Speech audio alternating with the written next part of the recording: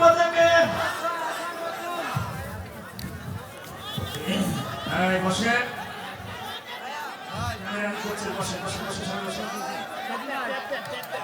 Sound হবে না, মাইকের সাউন্ড তুলে যাচ্ছে না, সাউন্ড বাড়াইতে সাউন্ড বাড়াতে। এই চা কই চা একটা চা দিতে হবে, গরম পানি হয়ে দিতে হবে। এই আপনার ভাইদের বাড়িতে চা ছিল, যে বাড়িতে বসেছিলাম চা ছিল, গরম পানি এনে ভাই আপনার চা তোমার। আমার ভাইয়েরা, সম্মানিত ভাইয়েরা বসে, ক্যামেরা ভাইয়ের একটু সামনে দেন, ক্যামেরার ভাই কতক্ষণ আগে বললাম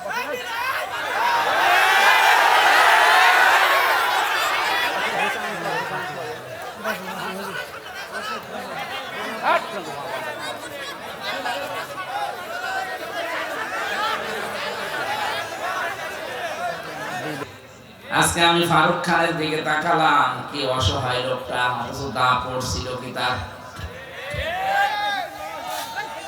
না, এই জন্যই তো আমি আসতে চাই না। ওরে ধরে পিটান না কেন, ওরে ধরে পিটান, মাথায় আমার হালকা তার কাটা আছে সারা।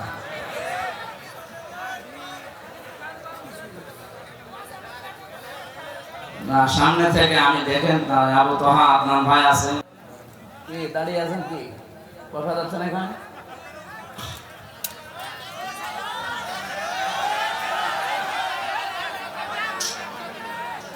ওরা বসে পড়লে যা দেখা যায় হবে, ওরা বসে পড়বে। এখনো দাঁড়িয়ে আছে এরা কারা গো? একটা কিন্তু রাখতে দেবো না, খুলে দেবো, বসেন।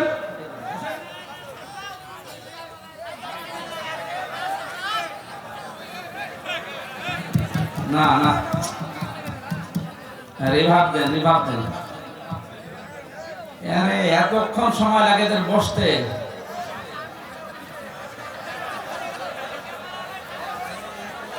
আপনারা থাকেন, আমরা চলে যাচ্ছি। না না, এতক্ষণ সময় লাগবে বসতে, আমি চলে গেলাম। কতক্ষণ আগে বললাম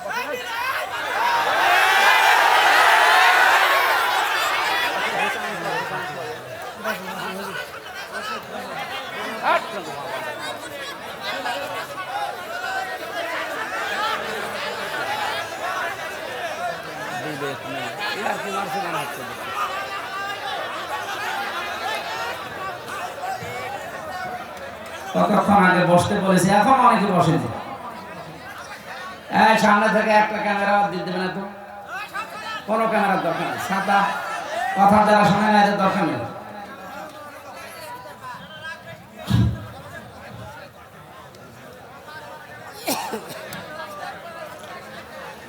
يا أيها الذين آمنوا ادخلوا في السلم كافة صدقت يا ربنا اللهم صل على محمد وآله وصحبه وبارك وسلم। আলহামদুলিল্লাহ। আপনারা কথা বলেন কেন? চুপ করেন। রাজশাহী জেলার বাগমারা থানার অন্তর্গত বাসড়া হিলফুল ফজল যুব সংঘের উদ্যোগে আয়োজিত তাফসীরুল কোরআন মাহফিলের সমান্তরাল সভাপতি, যত নাম দিয়েছেন সভাপতির নাম খুঁজতে 1/2 মিনিট লাগবে, অধ্যাপক ওহিদুল ইসলাম, প্রধান অতিথি জনাব আলহাজ ডাক্তার মোহাম্মদ আব্দুল বারী। কিচ্ছু লাগবে না ভাই, কিচ্ছু লাগবে না, একেবারে চুপ করে বসে খেয়ে বসে পড়ে। এখানে যদি আর কেউ আসে না তার খবর আছে, কেউ আসবেন না, কেউ এখান থেকে যাবেন না। এই সমস্ত মানে জ্ঞান জামের কারণে এই মাহফিলগুলো এখন বাদ দিয়ে দিচ্ছে। সেমিনার ছাড়া ঝামেলা কথা বলে মজা হয় না। আমি বলিয়ে যাই, মানুষ আন্দাজে চিনিয়ে যায়। আপনি 10 মিনিট শোনেন, কিন্তু একটা বিষয় এখান থেকে নিয়ে যাওয়া লাগবে। এত রাত পর্যন্ত বসে আছেন, আগানে মাগানে আমি আন্দাজে চিল্লাম, আপনারা হায় হায় করে বাড়ি চলে গেলেন। তো কি হবে? আমি যে সালাম দিলাম আসার পরে না, আমি অনেকের মুখের দিকে তাকিয়েছিলাম, জবাব পাই না। আর জবাব যা দিয়েছেন, কি জবাব! হযরত আদম আলাইহিস সালামকে আল্লাহ রাব্বুল আলামিন বানানোর পর ওনাকে জান্নাতের ভেতরে পাঠিয়েছিলেন, যাও জান্নাত দেখে আসো। হযরত জিবরাইল সাথে ছিলেন। যত ফেরেশতারা দায়িত্বে ছিল নিয়োজিত, তিনি সালাম দিয়েছিলেন, আসসালামু আলাইকুম ওয়া রাহমাতুল্লাহি ওয়া বারাকাতুহু। যারা তার দায়িত্বে ছিল নিয়োজিত সবাই বলেছিল, ওয়া আলাইকুম আসসালাম ওয়া রাহমাতুল্লাহি ওয়া বারাকাতুহু। আল্লাহ এত খুশি হয়েছিলেন, ওই দিন থেকে ঘোষণা দিয়েছেন যে কিয়ামত পর্যন্ত আদমের সন্তান দুনিয়াতে যারা আসবে তাদের জন্য এটা বিধিবদ্ধ করে দিলাম, পৃথিবীতে সালামের মতো উত্তম দোয়া আর নেই। সালাম দেওয়া মানে আপনি আমার কাছ থেকে নিরাপত্তা, শান্তি, স্বস্তি পেয়ে গেলেন, আমার দ্বারা আপনার আর কোনো ক্ষতি হবে না। যদিও এখন অনেক এইটা উল্টিয়ে ফেলেছে, সালাম দিয়ে বলে দিন, বড় ভাই এসেছে, মেজ ভাই এসেছে, ছোট ভাই এসেছে, উনি সালাম পাঠিয়েছে। ওর নাম কি সালাম নাকি? ও তো চাঁদাবাজি করার জন্য পাঠিয়েছে, একে সালাম বলে? সালাম মানে আমার দ্বারা আপনার কোনো সমস্যা নেই। আর সালাম দিয়ে ওরা চাঁদাবাজি করে, এগুলো সবাই করা দরকার। কথা বুঝতেছে? কিন্তু আমাদের দেশ সহ বিশ্বের বহু দেশে এই সালাম শব্দটা এখনো শুদ্ধ উচ্চারণে হয় না। শিক্ষিত মানুষ আমরা দেখি এরা সালাম দেয়, আসসালামু আলাইকুম, যারা জবাব দেয় ওয়া আলাইকুম। কি এটা কি ইয়ার্কি মারা জিনিস নাকি? জান্নাতের ভেতরে প্রবেশ করার সময় এই শব্দ দিয়ে আপনাকে সম্ভাষণ জানাবে ফেরেশতারা, সালামুন আলাইকুম তিবতুম ফাদখুলুহা খালিদিন, শান্তির সাথে প্রবেশ করেন। এই শব্দটাকে আজ যারা এখনো পর্যন্ত উচ্চারণ শেখেননি তাদের কপাল নষ্ট হয় না, আজকে থেকে ঠিক করে নেবেন।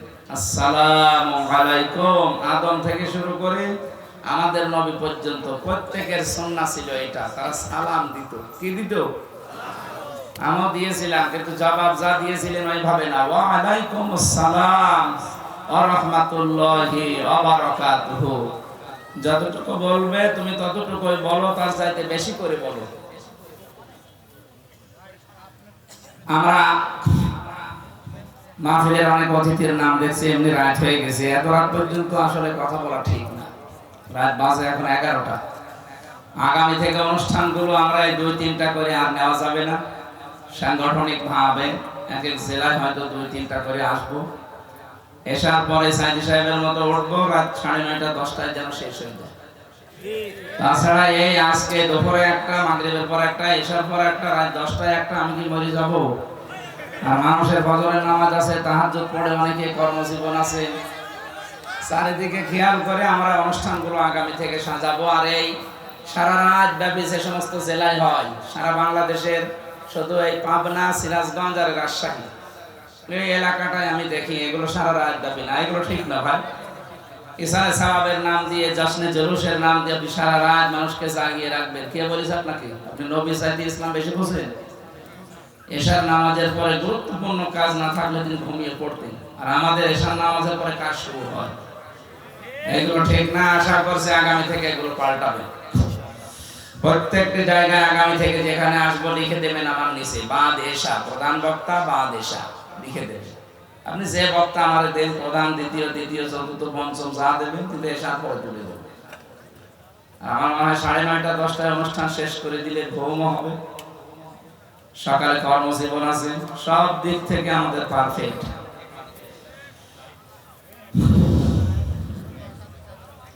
অতিথিদের জন্য দোয়া করছি, কষ্ট করে যারা এসেছেন। সামনে যারা বসে আছেন মুসলমান ভাইরা, পর্দার আড়ালের সম্মানিত মা এবং বোনেরা, এই অনুষ্ঠান যারা সাজিয়েছেন এই সুন্দরভাবে এই শীতের সময়, সবাইকে নিয়ে আমরা আল্লাহর দরবারে শুকরিয়া জানাই, আলহামদুলিল্লাহ। আমরা আনন্দিত, আজকে আমরা খুশি, কারণ এই আয়োজন কোরআনের সাথে। কিসের সাথে? কোরআন বাদ দিয়ে যদি শুধু হামজা আসতো, আসতেন আপনারা? না, قل بفضل الله وبرحمته فبذلك فليفرحوا هو خير مما يجمعون। নবী আপনি বলুন, তাম দুনিয়া যা গেইন করে যাবে, যা কিছু অর্জন করে আনন্দ করে, এগুলো একটাও আনন্দের বিষয় না। এদিকে তাকান, এগুলো একটাও আনন্দের বিষয় না। যা পেয়েছে মানুষ, যা পাবে সব অস্থায়ী, আজ আছে কাল নেই। আপনি কত বড় বড় মহারথীকে দেখতে পাচ্ছেন না, এখন মাঝায় দড়ি দিয়ে তাদেরকে নিয়ে যাওয়া হচ্ছে, অসহায় হয়ে গেছে। আজকে আমি ফারুক খানের দিকে তাকালাম, কি অসহায় লোকটা, অথচ দা পড়ছিল কি তার না। এই জন্যই তো আমি আসতে চাই না। ওরে ধরে পিটান না কেন, ওরে ধরে পিটান। মাথায় আমার হালকা তার কাটা আছে সারা।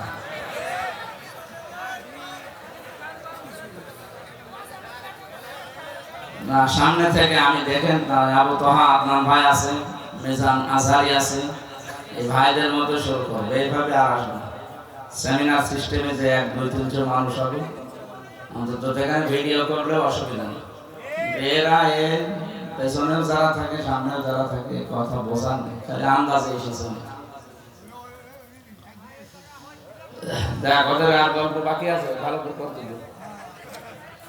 কমন সেন্সের যদি কমন বাদ দিয়ে শুধু সেন্স থাকে, তা ওর কথা বলা উচিত এখন। আর এখন গল্প করে দিচ্ছে। আমার কথা বলেন, বিবেক মনে মরে গেছে। কথা বন্ধ করেন ভাই, না তো কিন্তু এবার সত্যি চলে যাবে।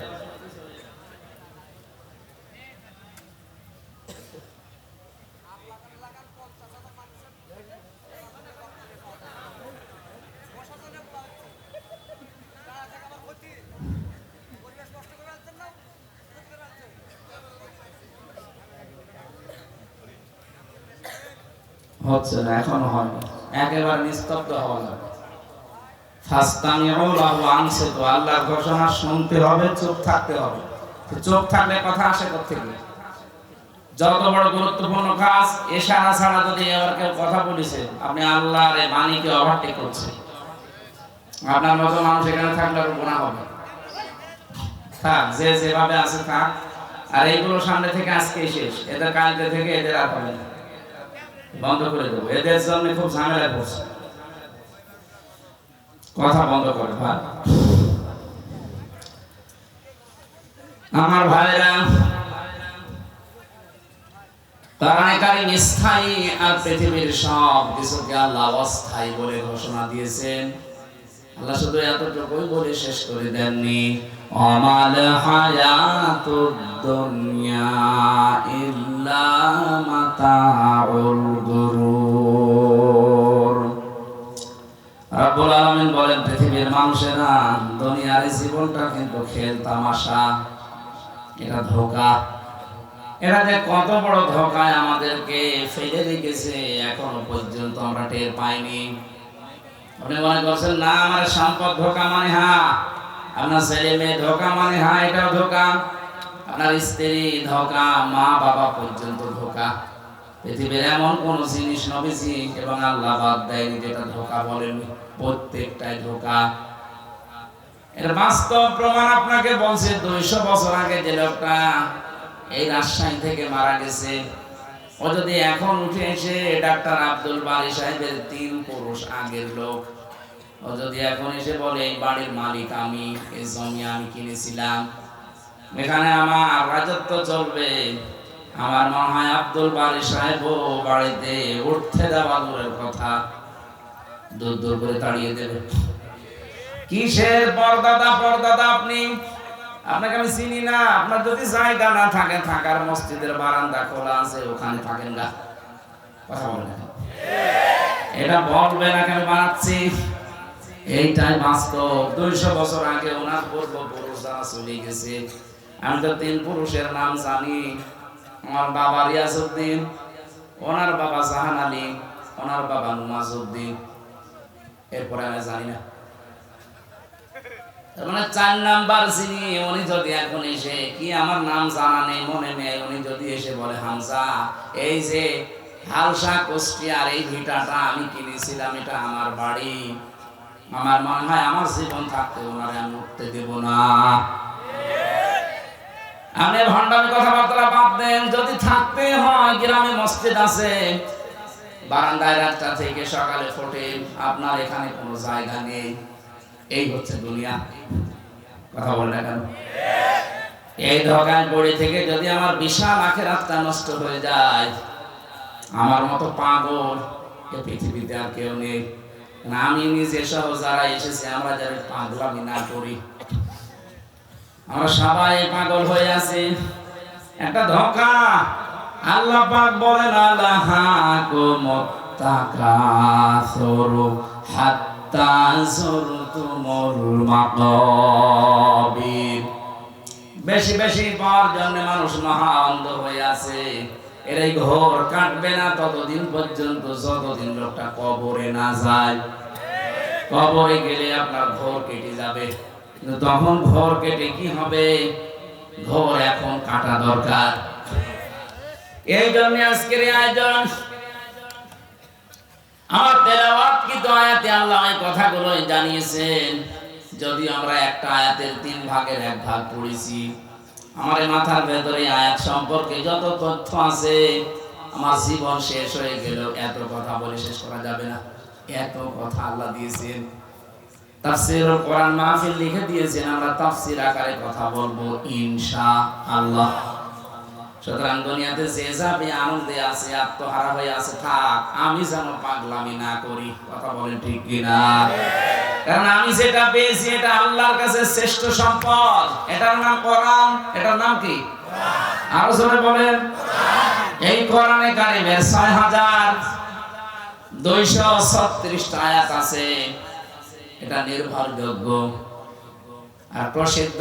আমরা সবার মুখে মুখে যেটা শুনি ৬,৬৬৬ না, এটা গণনা করে আপনি পাবেন না। ৬,২৩৬ এইটাই সত্য, এটা নির্ভরযোগ্য। রব্বুল আলামিন এতগুলো আয়াতের মাত্র একটা আয়াতের 3 ভাগের 1 ভাগে আমাদের আহ্বান জানিয়েছেন, ইয়া আইয়ুহাল্লাযীনা আমানু, ওহে যারা ঈমানের দাবি করো তাদেরকে বলছি, খুব মায়া মহব্বত নিয়ে তোমাদেরকে ডাক দিয়েছি। 850 কোটির উপরে মানুষ এখন দুনিয়ায়। সবচেয়ে বেশি মানুষ বাস করে খ্রিস্টান ধর্মে। 2য় নম্বরে আমরা আছি, 200 কোটি আমরা, আর 230 কোটি খ্রিস্টান। বাকি অন্যান্য জাতিরা আছে অল্প অল্প। 4,500 ধর্মের মানুষ এই দুনিয়ায় এখন বাস করছে। 4,500 কত? তাম দুনিয়া মিলে 257টা রাষ্ট্র আছে, তার ভিতরে বাংলাদেশ একটা। 257টা রাষ্ট্রে 4,500 ধর্মের মানুষ বাস করে। এর ভেতরে 57টা মুসলমান রাষ্ট্র, বাকিগুলো আংশিক আংশিক আছে। আমেরিকা 100 ভাগের 70 ভাগ খ্রিস্টান বাস করে, বাকি অন্যান্য জাতি আছে। আমাদের দেশে 100 ভাগের 96 ভাগ মুসলিম বাস করে, বাকি অন্যান্য জাতি আছে। আমাদের তুলনায় অন্যান্য জাতি যেরকম সীমিত, দুর্বল তারা। অন্যান্য দেশে যারা আমাদের অবস্থা, সিঙ্গাপুরে মাত্র 100 জনের 5 জন মুসলমান, বাকি 95 জন অমুসলিম। এতগুলো রাষ্ট্রের এতগুলো ভাষা, এতগুলো ধর্ম, আল্লাহ রাব্বুল আলামিন আমাদেরকে যেই ধর্মে, যেই নীতিতে, যেই দিনে, যেখানে প্রবেশ করতে জানিয়েছেন, 850 কোটির ভেতরে মাত্র 200 কোটিকে আল্লাহ এখানে সম্বোধন করেছেন, ইয়া আইয়ুহাল্লাযীনা আমানু, ওহে যারা ঈমানের দাবি করো। আল্লাহ খুব ভালোবেসে আমাদেরকে ডাক দিয়েছেন। আল্লাহর মুখ থেকে এই কথাটা পড়া কোরআনে 89 বার এসেছে। কতবার? 89 বার আল্লাহ আমাদেরকে এই নামে ডাক দিয়েছেন। তাহলে ঈমানদার, আবার অন্যান্য যাদেরকে ডাক দিয়েছেন ইয়া আইয়ুহান নাস বলেছেন, কিন্তু শুধুমাত্র ঈমানদার যারা তাদের ক্ষেত্রে এই শব্দটা আলাদা। যেহেতু এই শব্দ আলাদা, তাহলে বুঝতে হবে এর ভেতরে অনেক কিছু লুকিয়ে আছে। আমরা যারা এই 200 কোটি মুসলিম দাবি করি, ঈমান আছে দাবি করি, আসলে আমার ঈমান আছে কিনা এটা আমি কিভাবে টের পাবো? বড় জুব্বা আমার মতো গায়ে দিলে, সুন্দর টুপি মাথায় দিয়ে, হাতে তসবিহ নিয়ে, বুকের ভেতরে কোরআন নিয়ে, আমার ঈমান আছে না? নবীজিকে সাহাবী জিজ্ঞাসা করলেন, ইদা সাররাতকা হাসানাতুকা ওয়া সাআতকা সাজ্জিয়াতুকা ফাআনতা মুমিন। হে নবী, আপনি যে এটা বললেন যে ঈমানের পরিচয় এটা, ভালো কাজ যখন তোমাকে আনন্দ দেয় আর অন্যায় করলে ভেতর থেকে একটা বাধা আসে, তখন বুঝবা তোমার ঈমান আছে। রাজশাহীবাসী নিজের দিকে প্রশ্ন করে বলেন তো, ভালো কাজ সত্যি আপনার ভালো লাগে? অন্যায় কাজ দেখলে আপনার ভেতর থেকে একটা বাধা আসে?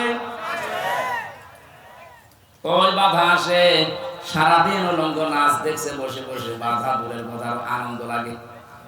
এরকম আপনার দেশে এই যে বিড়ি যারা খান, যদিও আমাদের রাজশাহী, খুলনা, রংপুর এই বিভাগগুলোতে বিড়ির ফতোয়া আলাদা, ওদের ইমাম সাহেব বিড়ি খায়। আমি সিলেটে নিজে দেখেছি ইমাম সাহেব বিড়ি খাওয়ার পরে ওযু না করে বিড়ি ফেলে দিয়ে আল্লাহু আকবার। কি গো, আমার মনে হয় সিলেটের ইমাম যদি রাজশাহী এসে ইমামতি না মসজিদ ঝাড়ও দেয়, বলবে বেটা আগে বের হ। এটা নিয়ে এই ডিস্টেন্স যেহেতু আলাদা, এই দেশের ভেতরে মাসলা আলাদা। বিড়ি খাওয়া যদিও আমি উদ্বুদ্ধ করছি না, এটা খেলে সব চাইতে বেশি মানুষের যে লাঞ্চ নষ্ট হয়ে যায়। পৃথিবীতে একটাই খাবার আছে যার গায়ে লেখা থাকে যে আমি নিষিদ্ধ। কথা বলছেন, আমাকে খাইলেই মরবেন, এটা লেখা আছে না? সংবিধিবদ্ধ সতর্কীকরণ লেখা আছে যে আমাকে খেলে ক্যান্সার হবে। এরপরও কিছু ছাগল খায় না, ছাগল খায় না। আমি দেখেছি তামাক যেটা ছাগলও খায় না। পৃথিবীর একটাই মাত্র ক্ষেত মনে হয় আছে যে খেতে বেড়া দেওয়া লাগে না, কারণ ছাগলে খায় না, ও বেড়া দিয়ে করবেন কি? কথা বলে না কেন? ছাগলে যেটা খায় না, এই পাগল গুলো সেটা খায়। আশা করি যেটা ছেড়ে দেবেন, এরপরও যদি না ছাড়েন, জেলখানার ভেতরে সব চাইতে বেশি চলে বিড়ি। ওখানে তো টাকা চলে না, বিড়ি টাকাও দেবে।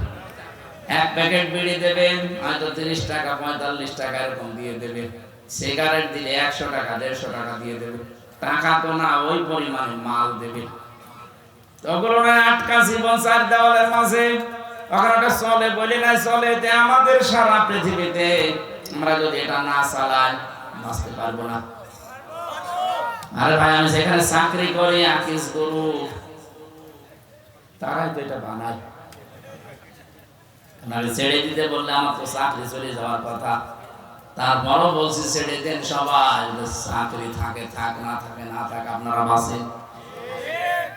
যতগুলো অপচয় হয় বিড়ির মাধ্যমে, শরীরের ক্ষতি, টাকার ক্ষতি, 22,500 কোটি টাকা একটা জরিপ দেখলাম শুধু মানুষ ধোয়া দিয়ে উড়িয়ে দিচ্ছে।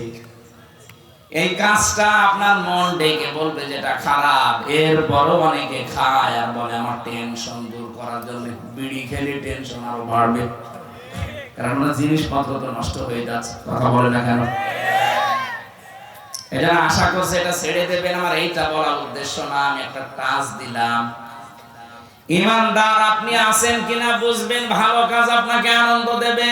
অন্যায় দেখলে আপনার ভেতর থেকে একটা বাধা আসবে, তাহলে বুঝবেন যে আপনি মুমিন। এখানে যাদের মোবাইলে এমন দৃশ্য আছে যেটা নিচে নিচে দেখলে খুব ভালো লাগে, আনন্দ লাগে, আর অন্য কেউ দেখলেই লজ্জায় পড়ে যান, এটা খারাপ কাজ কিনা বলেন তো? বলেন বলেন। এরকম যাদের আছে, যদি এই মুহূর্তে আপনি ওটা ডিলিট করে না ফেলেন, আর যদি সিদ্ধান্ত নেন যে না আমি এরকম কোন কাজে আর যাব না, আপনার দাঁড়িয়ে থাকতে পারে, আপনি নামাজ পড়তে পারেন, কিন্তু আপনার ঈমান নেই। অন্যায় দেখলে যেটা বিবেকে মেনে নেয় না, ভেতর থেকে একটা বাধা আসবে। কিন্তু 15.5 বছরে অন্যায় দেখার পরও দেখলাম অনেকের বাধা আসে নাই, আর আনন্দে করেছে। বিশেষ করে আয়না ঘরের সাথে যারা জড়িত, মানবতার সাথে এত জুলুম পৃথিবীতে জাহিরি যুগে হয়নি। এত বড় বড় নখ হয়ে যায় এক একজনের, এত বড় বড় নখ হয়ে যায়, চুল দাড়ি গো মনে হচ্ছে জঙ্গল থেকে বেরিয়ে আসছে, এরকম দৃশ্য জায়গায়। ওখানে যারা দায়িত্বে ছিলেন, আমার মাঝে মাঝে মনে হতো আল্লাহ এদের কি মা বাবা নেই, ছেলে মেয়ে স্ত্রী নেই, এরা বাইরে যে সংসার করে কি করে? অন্তত এখানে যারা দায়িত্ব পালন করে দেয় মানুষ, কত কঠিন অন্তরের মানুষেরা বলেন তো। একটা মানুষকে 2 দিন 5 দিন না, 2 বছর 5 বছর 8 বছর 10 বছর 14 বছর একটা ঘরের ভেতরে তালাবদ্ধ করে রেখেছে। ঘর মানে কি? কবর। মাটির নিচে একদিকে, এদিকে 3.5 হাত, এদিকে 1.5 হাত। এই অবস্থার সৃষ্টি যারা করেছিলেন তারা মানবতা লঙ্ঘন করেননি। আলেমদের মাথায় দড়ি দিয়ে, পায়ে ডান্ডা বেড়ি দিয়ে, হাতে পেছনে আবার হ্যান্ডকাপ বেঁধে দিয়েছে তিনি আদালত, তখন মানবতা লঙ্ঘন হয়নি। আর এখন পলক সাহেবকে নাকি ডিভিশন দেয়নি, এই জন্য ওনার মানবতা লঙ্ঘন হচ্ছে। কোথায় ছিলেন আপনি উকিল সাহেব? আমার মতো হামসাকে 3টা বছর যোগাযোগ বিচ্ছিন্ন রেখেছিল জঙ্গিদের ভেতরে, 24 ঘন্টা তালাবদ্ধ করে রেখেছিল ফাঁসির ওই কন্ডেম সেলে। কত কারারক্ষীকে দিয়ে খবর পাঠিয়েছিলাম, কই কোথায় ছিলেন আপনি?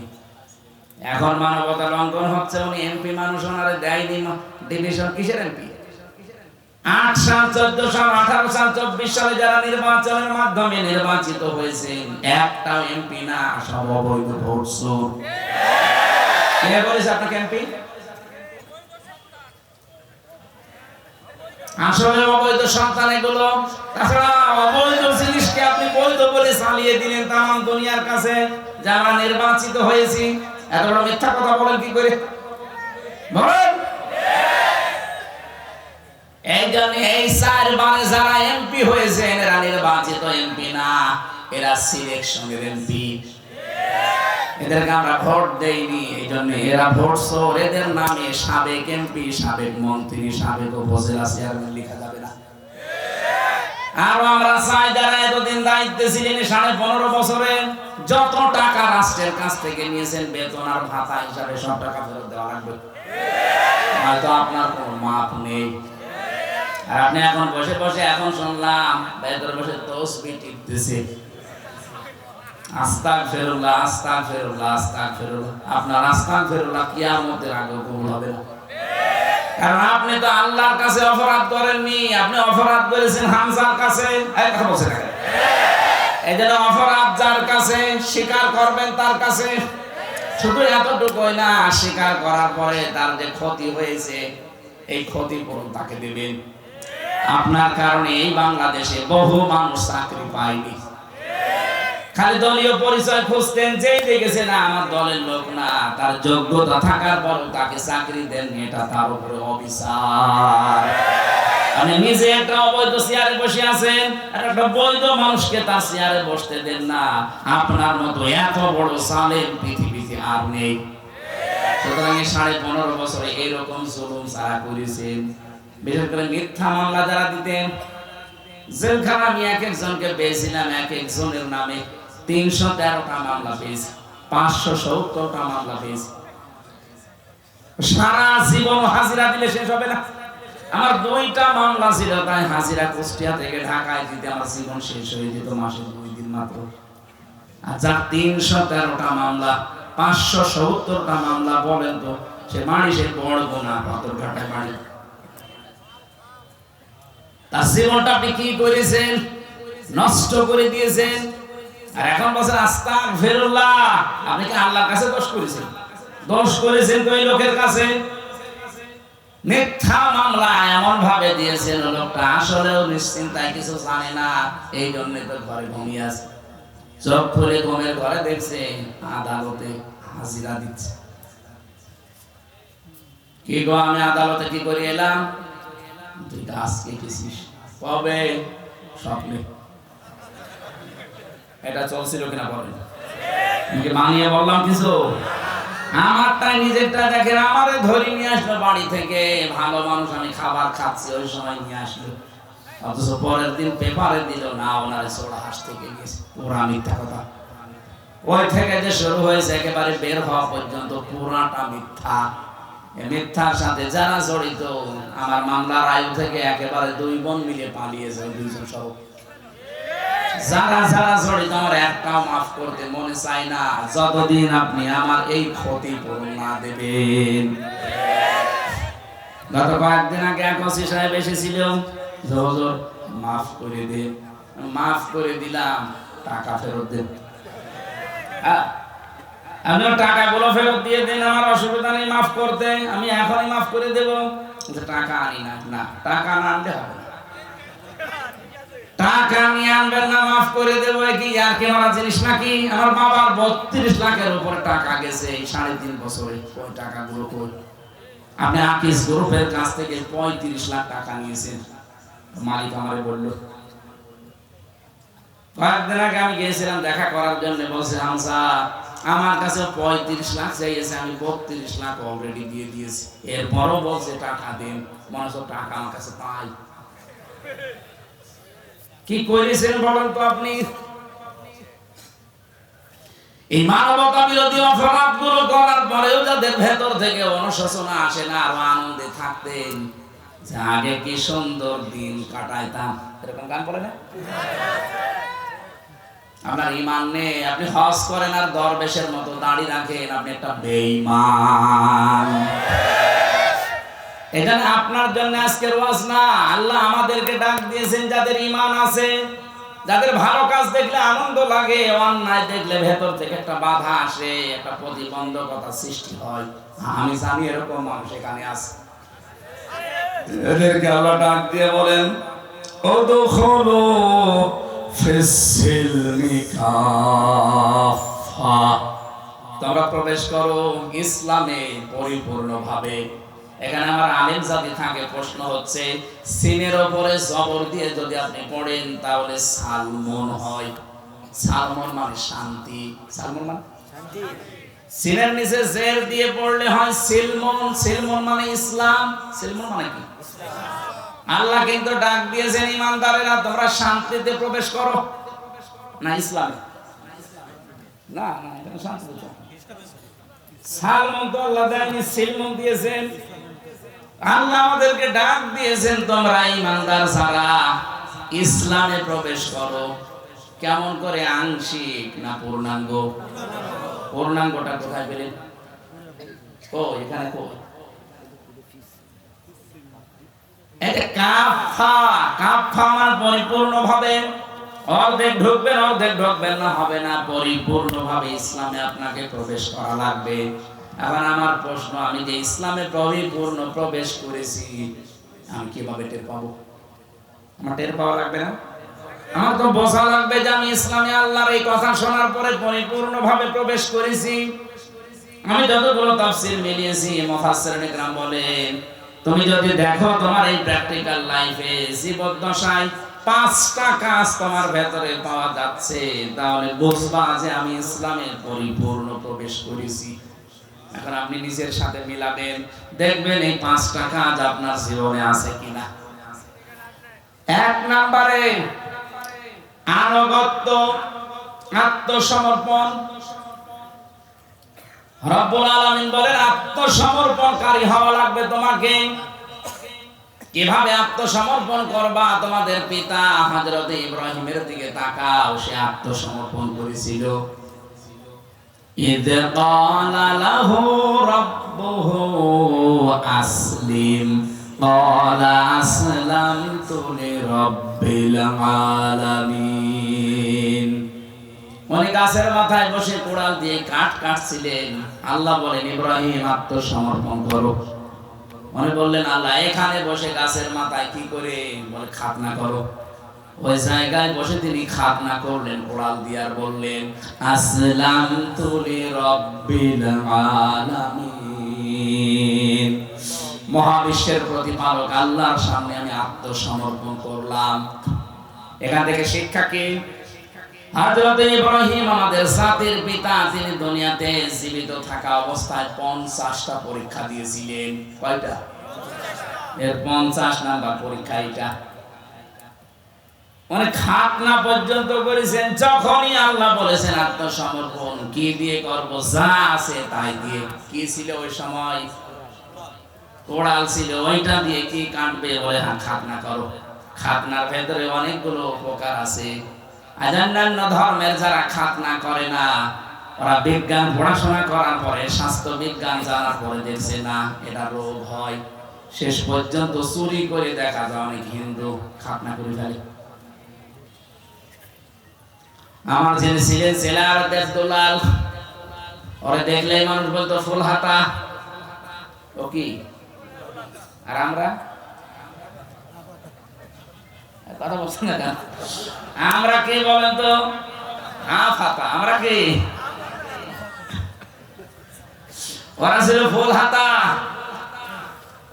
ফুল হাতা এইগুলো দেখেন, এইগুলো আজ দেশকে অস্থিতিশীল করার জন্য, অশান্ত করার জন্য অনেক চেষ্টা চালাচ্ছে। আমার মনে হয় এদেরকেও ধরে হাফ হাতা করে দেওয়া দরকার। আমরা যারা হাফ হাতা আছে তাদের দ্বারা কিন্তু কোনো সমস্যা হচ্ছে না। ফুল হাতা যেগুলো, এরা মাঝে মাঝে কাদের কল কাটিতে যেন ইশারা, যেন উলট পালট চেষ্টা আছে। এই চিন্তা ভাবনা থেকে বের করার জন্য এদেরকেও হাফ হাতা করে দেওয়া লাগবে। হযরত ইব্রাহিমের সুন্নাত এটা, এখান থেকে শুরু হয়েছে খাতনা করা। আমরা অনেকে মনে করি এটা না করলে মনে হয় মুসলমান হবে না। না করলে মুসলমান হবে না তা না। এটা ইব্রাহিম আলাইহিস সালাম নিজে দেখিয়েছেন যে আমার নিজের বলতে আর কিচ্ছু ছিল না। আল্লাহ গাছের মাথায় বসে বলেছিল করো, আমি তাই করে ফেলেছি। এবার এটা করার পরে তার প্রথম কাজ কি? আপনি যে আত্মসমর্পণ করলেন, কার সামনে করবেন, কিভাবে করবেন? আল্লাহ পরের আয়াতে জবাব দিচ্ছেন। সূরা বাকারা 131 132 নাম্বার আয়াত। ওয়া ওয়াসাবিহা ইব্রাহিম বানি ওয়া ইয়াকুব ইয়া বানিয়া ইন্নাল্লাহা আসতাফা লাকুমুদ-দীন ফালা তামুতুন্না ইল্লা ওয়া আনতুম মুসলিমুন। সূক্ষ্ম বিষয় আছে এখানটায়, একটু ভালো করে। আল্লাহ পাক বলেন ইব্রাহিম তোমাদের জাতির পিতা ইন্তেকালের আগে তার সন্তানদেরকে ডাক দিয়েছিলেন, এবং কি ইয়াকুব আলাইহিস সালাম একই কাজ করেছিলেন। তারা বলেছিল হে আমার আদরের সন্তান, ইন্নাল্লাহা আসতাফা লাকুমুদ-দীন, অবশ্যই আল্লাহ তোমাদের জন্য নির্বাচিত করেছেন, পছন্দ করেছেন, চয়ন করেছেন, মনোনীত করেছেন দিনকে। কাকে? দিন মানে রাতের পরে যেটা আসবে ওই দিন। বলেন বলেন। দিন কি? আল্লাহ নিজে পরিচয় দিয়েছেন কোন দিন জানো?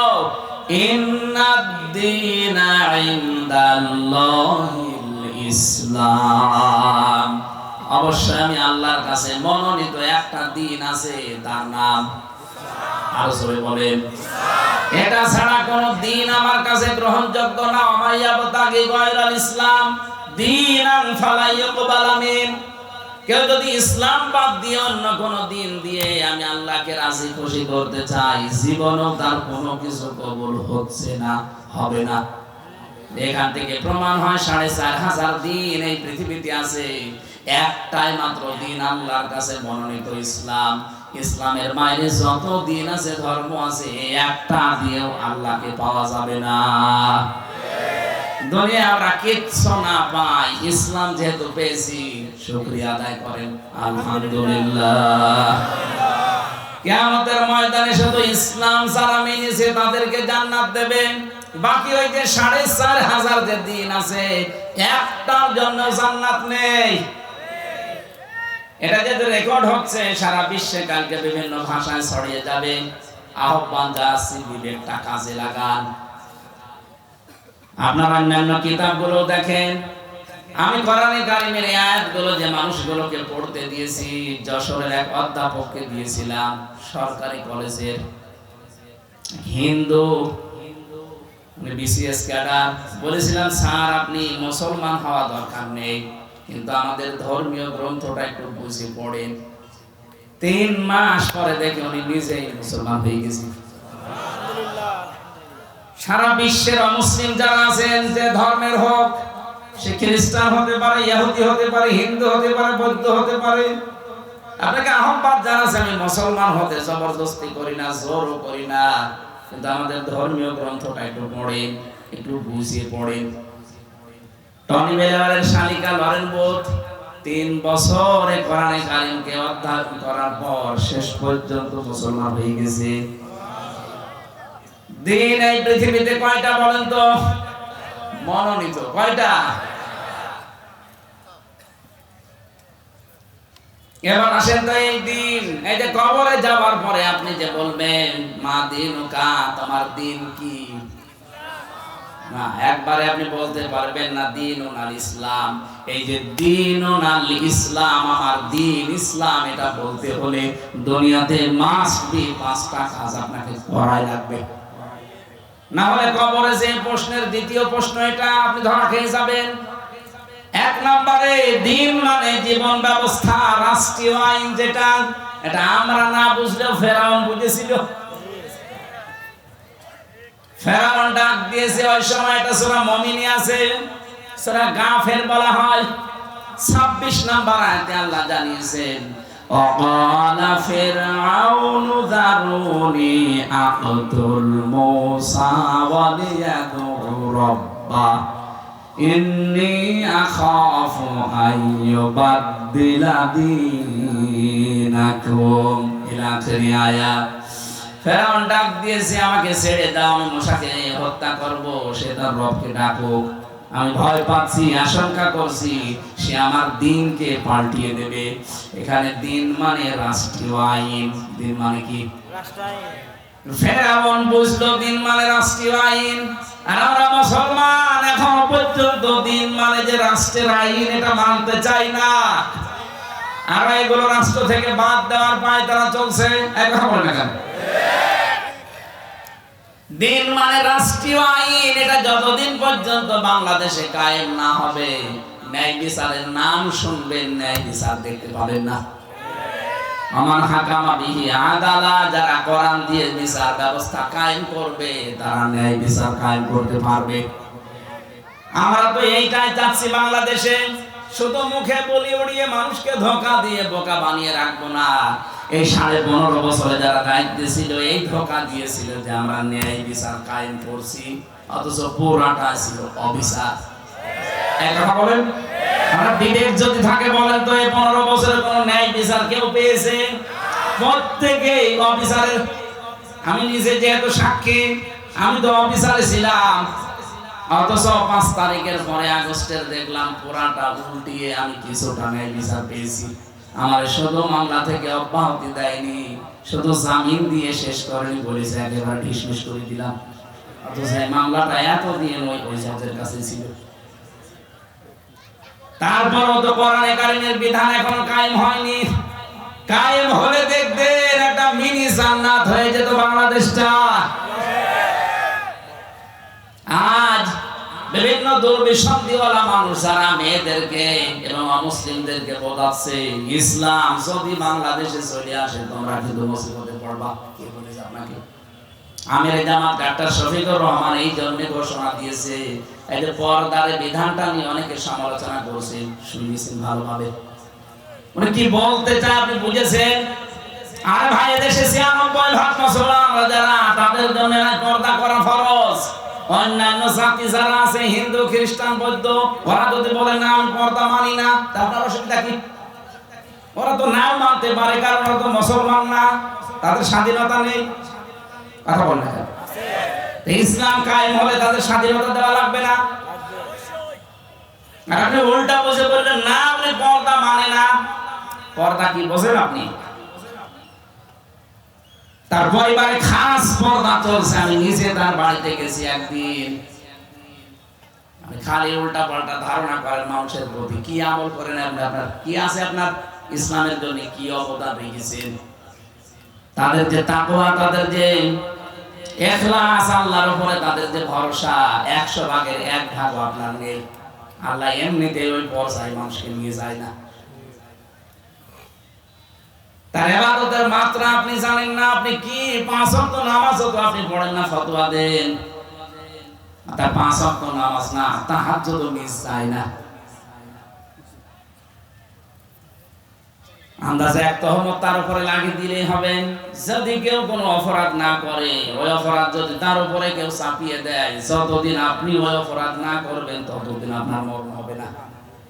এটা সাবধান, আন্দাজে কোনো দোষ কাউকে দেবেন না। আর মনের ব্যাপার আপনি জানেন, সে কি সেন্সে কে উদ্দেশ্য নিয়ে এটা বলেছে। আরে ভাই, আন্তর্জাতিক বিষয়গুলো তো দেখা লাগবে। যে সাংবাদিক দীপ্তি, এটা হিন্দু কথা বল, হিন্দু মেয়ে লোক, সে প্রশ্ন করছে আপনারা যদি ক্ষমতায় যেতে পারেন, ইসলাম যদি এদেশে যায়, তাহলে অমুসলিম যারা পর্দা করে না মেয়েরা, তাদের কি হবে? ওই সময় যদি বলা হয় না, তাদেরকে আমরা পিটিয়ে পর্দা করাবো, এটা সারা দুনিয়ায় ছড়াবে না।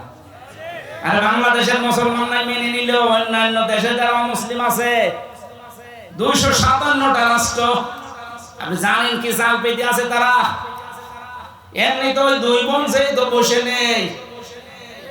ওরা সারা পৃথিবীর সিম্পিতি পাওয়ার জন্য এখন মিথ্যা কথা ছড়াচ্ছে যে আমরা নির্বাচিত ছিলাম, আমাদেরকে উৎখাত করা হয়েছে। এটা ডাহা মিথ্যা কথা।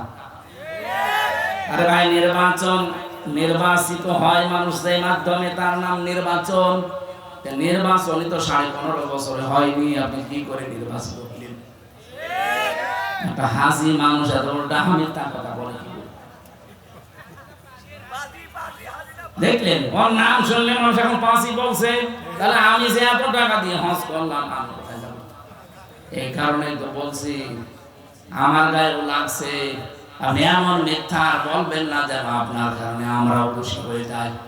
দরকার হয় হাসি নামটা কেটে দিন। কথা বলেন এখন। আপনি আবার যদি আসতে পারেন, আবার ওই ভুল ধরবেন। বিশাল এক পট্টি মাথায় দিয়ে, হাতে তসবিহ নিয়ে হাসি নামটা ব্যবহার করে বলবেন আমি ওমরা করে আসলাম। আপনারা এবারের মতো আমার সুযোগ দেন। এই ডাহা মিথ্যা কথা এই দেশের মানুষ বহুদিন প্রতারিত হয়েছে, এখন আর হবে না। নবীজির হাদিস মনে রাখবেন, লা ইউফলিহা কওমুন ওয়ালাউ আমরাহুম ইমরাতুন, বুখারী শরীফের হাদিস।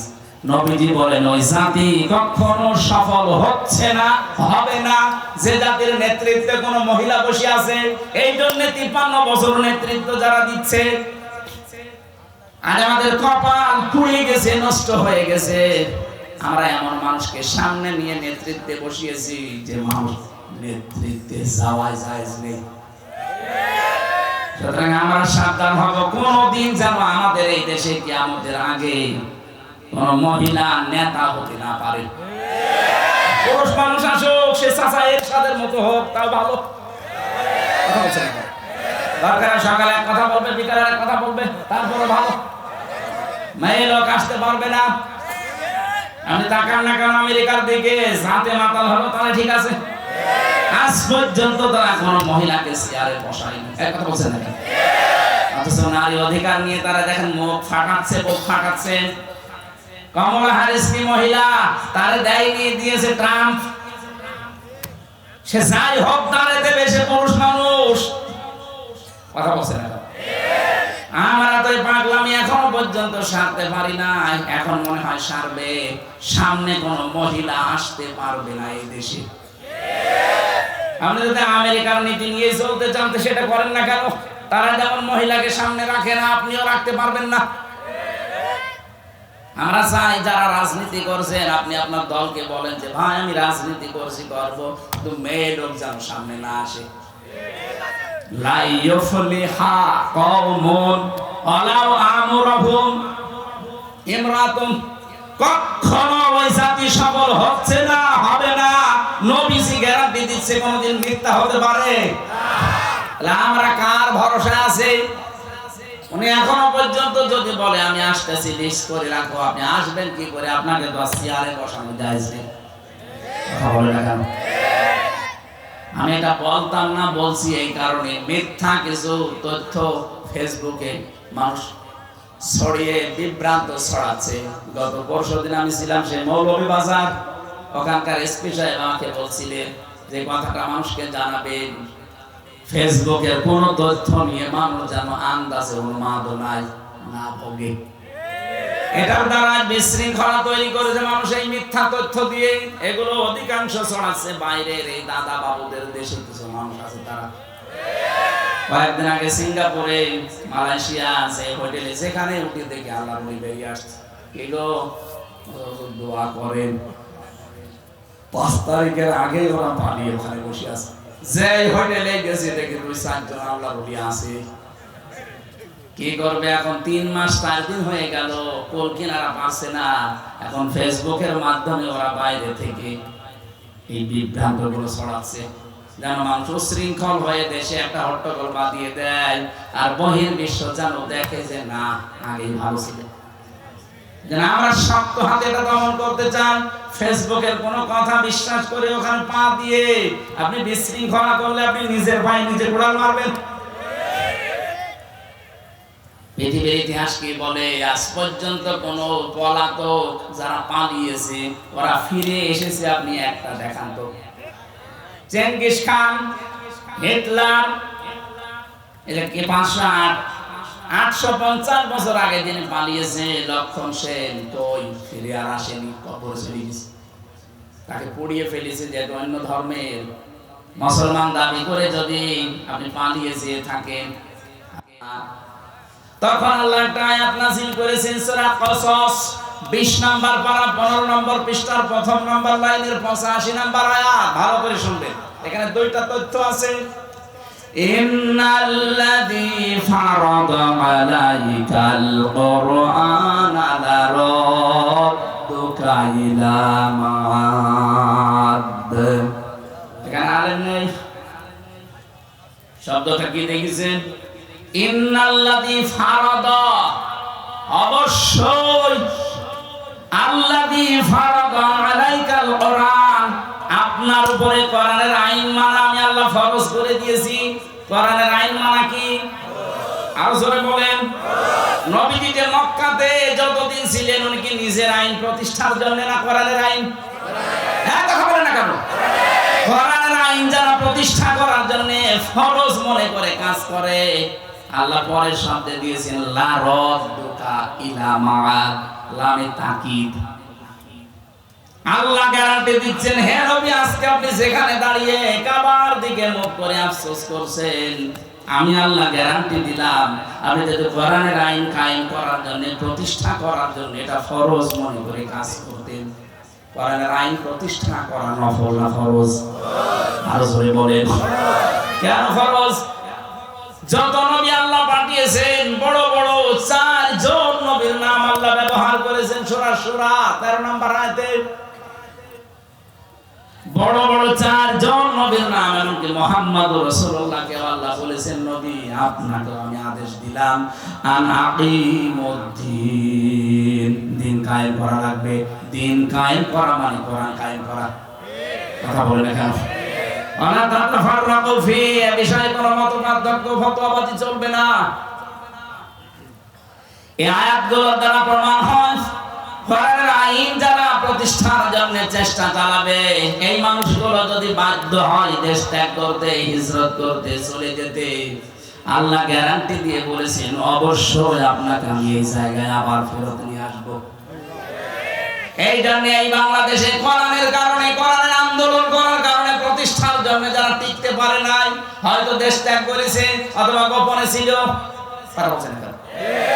অথবা এমন কোন জায়গায় চলে গেছে যা আসার মতো না, এই মানুষগুলোকে আপনি দেখবেন আল্লাহ পাক ঠিক তাদের মর্যাদা দিয়ে আবার ফেরত নিয়ে আসবে। লা রাদ্দুকা ইলা মাআদ, অবশ্যই আমি আল্লাহ ফেরত নিয়ে আসবো আপনাকে। এর বাস্তব প্রমাণ মাওলানা আবুল কালাম আজাদ, ওই যে দাঁড়িয়ালাটা, এই কথা বলছেন না? মিথ্যা মামলা বাচ্চু রাজাকার নাম দিয়ে চালিয়ে দিয়েছিলেন।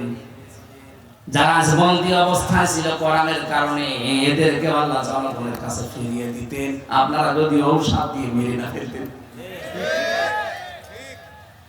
কোরআনের পাখি যদি সত্যি আর একটা বছর হায়াত পেত, আমি যদি ঔষধ দিয়ে ইনজেকশন দিয়ে মেরে না ফেলতেন, আমি তো তার সাথে ছিলাম একদিনের জন্য হলে দেখা হয়েছিল আমার।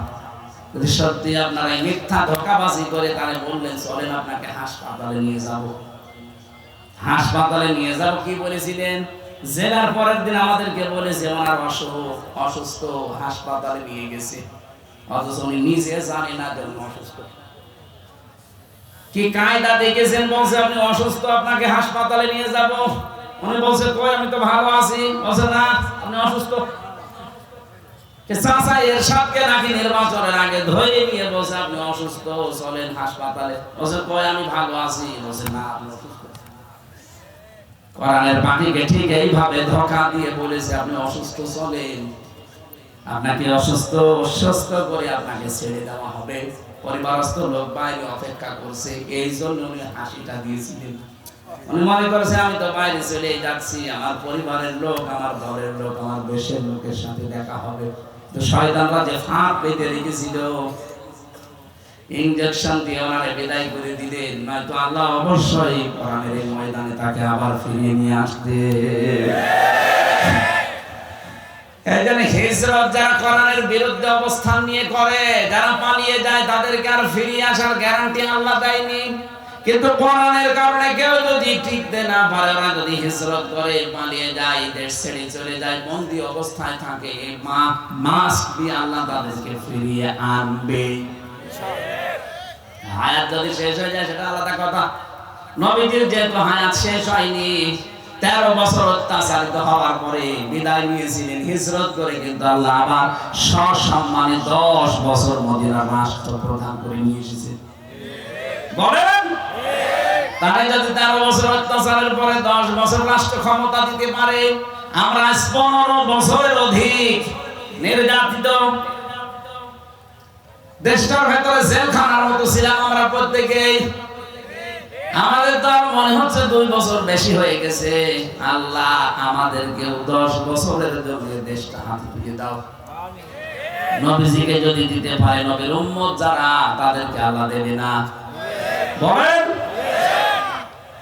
দুর্বল যাদেরকে করে রাখার চেষ্টা করা হয়, আল্লাহর গ্যারান্টি তাদেরকে জমিনের ওয়ারিস আল্লাহ বানিয়ে দেয়। এটা সূরা কাসাসের 5 নম্বর আয়াতে আছে, ওয়ানুরিদু আন্নামুন্না আলাল্লাযীনা ইসতাদঈফু ফিল আরদ ওয়া নাজআলাহুম আইম্মাতাও ওয়া নাজআলাহুমুল ওয়ারিসিন।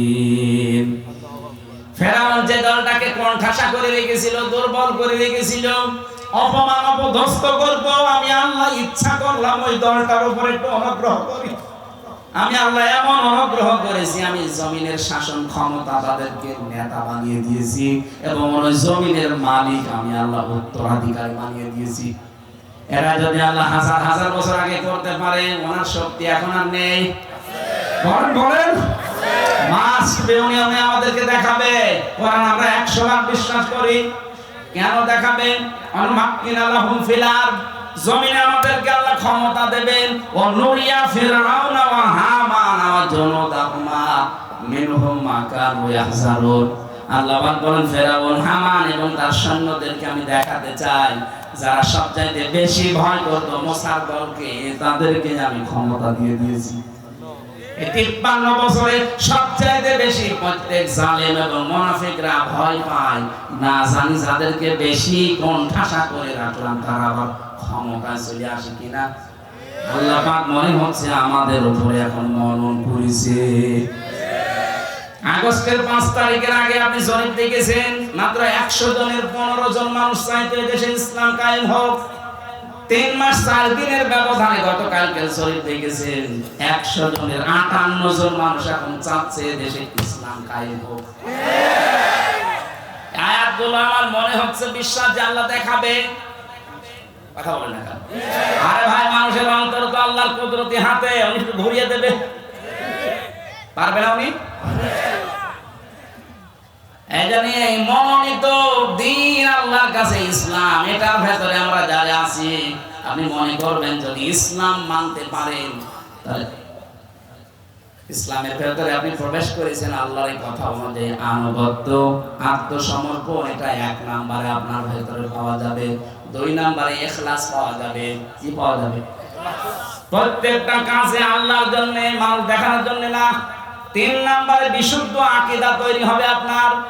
যদিও বাংলাদেশ সহ বিশ্বে, বিশেষ করে বাংলাদেশ, ভারত, পাকিস্তান, এই 3টা দেশে জামাতি ইসলামী নেই। বলেন, এই 3টা দেশে আমি গেছি, দেখেছি এই মুসলিম দলটার উপরে কিছু আলেম নামধারী, আমি আলেম তাদের বলি না, কারণ তারা এদের বইগুলো পুরাটা পড়ে না, আন্দাজে ফতোয়া দেয়। এই মুসলিম দলটার উপরে আকীদার প্রশ্ন তুলে একটা বিভ্রান্তি ছড়ায় মানুষের মাঝে যে এদের আকীদা ঠিক নেই। একটা মুসলিম দলের উপরে, মুসলিম মানুষগুলোর উপরে এরকম মিথ্যা তহমত আপনি দিতে পারলেন, এই লোকটা যা করেছে আপনার 14 বংশ বিলি করতে পারবে না। তার এতটুকু হায়াতে যত বই লিখেছে, আপনি 10 ডবল হায়াত পেলেও 5টা বই লিখতে পারবেন না। তার যে ইসলামের অর্থনীতিতে যে খেদমত করেছেন, তার যে থিওরি গুলো মুশারাকা, মুদারাবা, মুরাবাহা, বায়ে সালাম, বায়ে ইস্তিসনা, বায়ে মুআজ্জা, এই সমস্ত বিষয়ের ভেতরে কতগুলো তথ্য লুকিয়ে আছে। ইসলামকে অর্থনৈতিকভাবে দাঁড় করান কি করেছেন আপনি? খালি আকীদা খারাপ, আকীদা খারাপ। কি দেখেছেন আকীদার? আকীদা কোনো খারাপ না, কোনো মাসলা মাসাইল নিয়ে হয়তো মতপার্থক্য থাকতে পারে, এটা হবে। কেউ যদি গবেষণা করে কোনো মুজতাহিদ কোনো মাসলা মাসাইল উদ্ঘাটন করতে যে ভুল করে, তার একটা সওয়াব পাবে, আর যদি ঠিক করে 2টা সওয়াব পাবে। সারা জীবন মাওলানা মওদুদী রহমাতুল্লাহ আলাইহি উনি গবেষণা করে করে তথ্যগুলো দিয়েছে, যদি ভুলও হয় তার একটা রসগোল্লা আছে, আর যদি সঠিক হয় 2টা। আপনি কি করলেন? আপনি তো গবেষণাই করেন না। আপনার পেটে বোম মারলে মুজতাহিদ লিখতে কি লাগে আপনি তাও বলতে পারবেন না। আপনি গবেষণা করেছেন কি করে মানুষকে ডোবানো যায়। আকীদার প্রশ্ন যারা তুলছেন, কি আকীদা আপনি তৈরি করেছেন বলেন তো? ফাঁসির দড়ি যদি গলার কাছে চলতো তখন আকীদা বের হয়ে যেত। যে মানুষগুলোর উপর এই প্রশ্ন তোলেন তাদের আকীদা আপনি টের পাননি। ফাঁসির দড়ি একদিকে, আর একদিকে শুধু যদি বলতো যে না আমি ছেড়ে দিলাম, সঙ্গে সঙ্গে তাদেরকে মন্ত্রী বানিয়ে দিত, এর অফার দিয়েছিল। কোরআনের বাকিরে জালেমরা বলেছিল আপনি ছাড় পেয়ে যাবেন, শুধু জামাত ইসলামটা বাদ দিয়ে বলবেন যে আমি নিজে আলাদা একটা দল করলাম। আপনি বলেছেন না আমি এটা মানি না, আমি কোরআন হাদিস পড়ে এইটাই পেয়েছি, আমাকে জামাতবদ্ধ হয়ে থাকা লাগবে।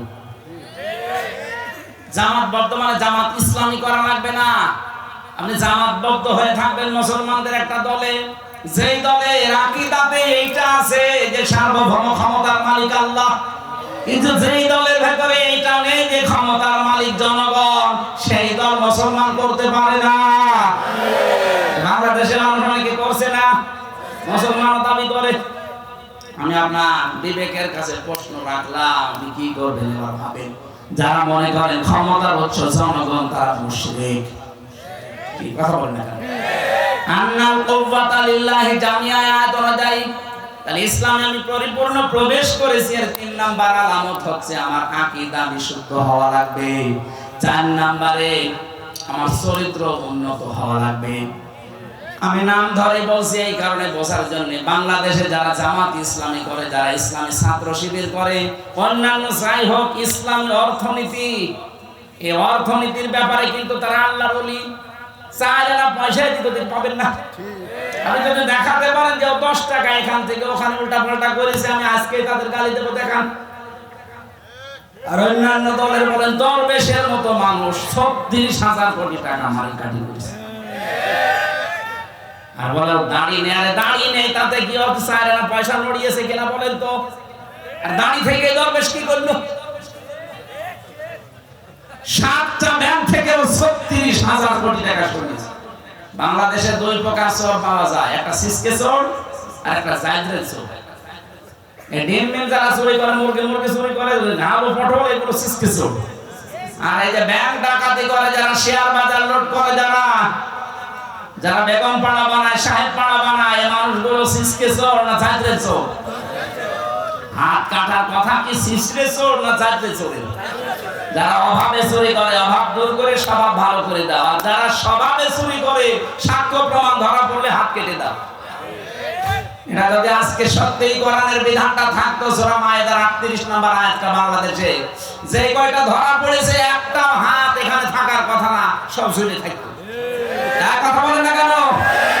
বাংলাদেশ চোর মুক্ত হয়ে যেত এমনি। এজন্য উন্নত চরিত্রের বেলায় এই জায়গা ছাড়া আর কোনো আপোষ নেই, কারণ উন্নত চরিত্র বানাতে ট্রেনিং দেওয়া হয়। আপনি আসেন 6 মাস একটু থাকেন, আপনার চরিত্র উন্নত হয়ে যাবে। চুরি কি জীবনে আপনার ভেতরে আর আসবেই না।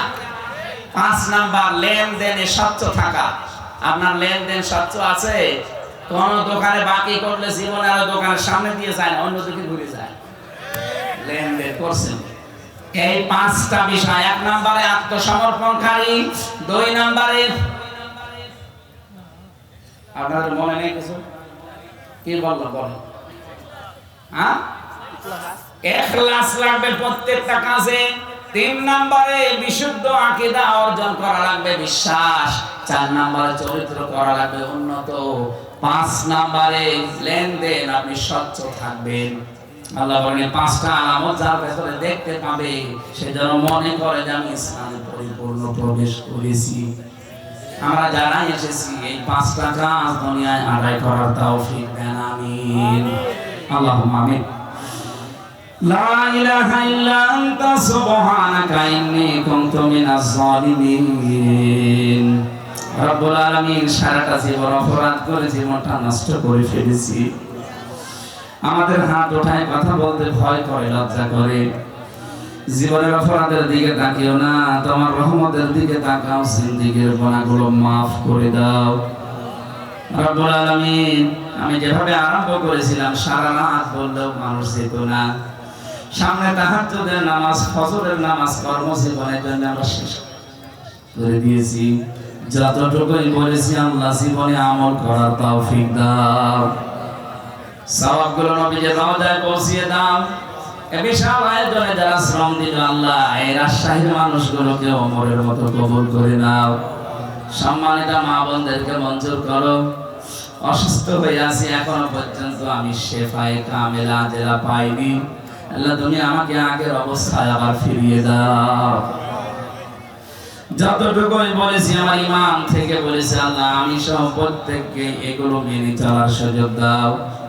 এলাকায় মাটির নিচে যারা ঘুমিয়ে আছে কবরটা জান্নাত বানিয়ে দাও। আল্লাহুম্মা গফিরলি ওয়ারহামনি ওয়াহদিনি ওয়াফিনি ওয়ারযুকনি ইয়া রাব্বাল আলামিন।